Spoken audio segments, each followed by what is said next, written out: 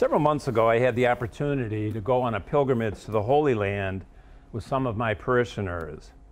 One of the towns we visited was the town of Capernaum on the northern shore of the Sea of Galilee. It was in that area that Jesus invited some fishermen to become his first disciples. As we heard last week in the Gospel, it was in the synagogue in the town of Capernaum that Jesus healed the man with an unclean spirit. We are told in today's Gospel that on leaving that synagogue, Jesus entered the home of two of the fishermen, the two brothers, Simon and Andrew. It was in that home that Jesus healed Simon's mother-in-law. In addition to visiting the synagogue, where it is believed that Jesus healed the man with the unclean spirit, I walked down the street a short distance and entered the area where Simon and Andrew lived. There is a church built above the ruins of what is thought to be their home. Homes then were often multi-generational and were large enough for the extended family. In that one home likely lived the two brothers, their spouses, their children, and their in-laws. In the center of the home is the guest room where many believe that Jesus stayed as the guest of Simon.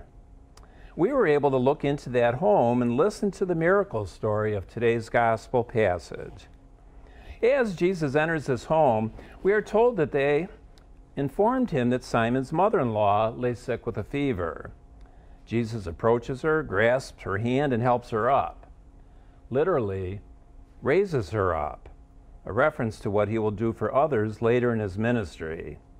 The fever leaves her with his touch, and she proceeds to wait on them. The actual Greek word used in the text is diakoneo, which means to not only wait, but to minister, to serve. It is the Greek word from which we get our English word deacon. Mark will use that same Greek word only 2 more times in his gospel.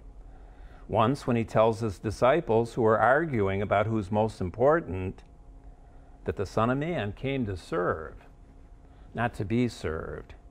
The other time the word is used is when Mark refers to the faithful women at the foot of the cross who had followed him when he was in Galilee and ministered to him.